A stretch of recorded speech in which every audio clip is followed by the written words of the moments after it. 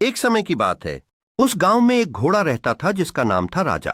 राजा घोड़ा बहुत तेज दौड़ता था, लेकिन उसे अपनी ताकत और रफ्तार पर घमंड था।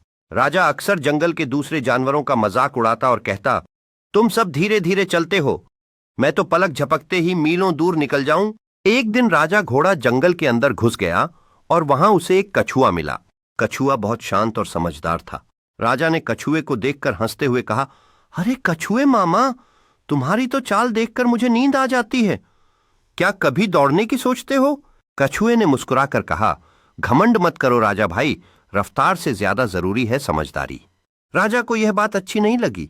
उसने कछुए को दौड़ की चुनौती दे दी। अगले दिन सारे जानवर मैदान में जमा हुए। दौड़ शुरू हुई। राजा धड़धड़ दौड़ा और कुछ ही समय में बहुत आगे निकल गया। आगे एक मोड़ पर राजा को एक घास का सुंदर मैदान दिखा। वह रुका और सोचने लगा, कछुआ तो अभी बहुत पीछे है, थोड़ा आराम कर लेता हूं। घास पर लेटते ही राजा को नींद आ गई। दूसरी ओर कछुआ धीरे धीरे लेकिन लगातार आगे बढ़ता। जब राजा की नींद खुली तब तक कछुआ फिनिश लाइन पार कर चुका था। सारे जानवर तालियां बजा रहे थे। राजा शर्मिंदा हो गया।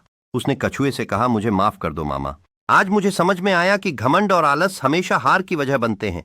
कछुआ मुस्कुराया और बोला, सच्ची रफ्तार वो होती है जो धैर्य और समझदारी के साथ चलती है। सीख, घमंड और आलस से हमेशा हार मिलती है, निरंतर प्रयास और धैर्य से ही सफलता मिलती है। इस कहानी से हमें यह सीखने को मिलता है कि असली जीत धैर्य और मेहनत में है। सच्ची सफलता का रास्ता कभी आसान नहीं होता, लेकिन निरंतर प्रयास से इसे पाया जा सकता है।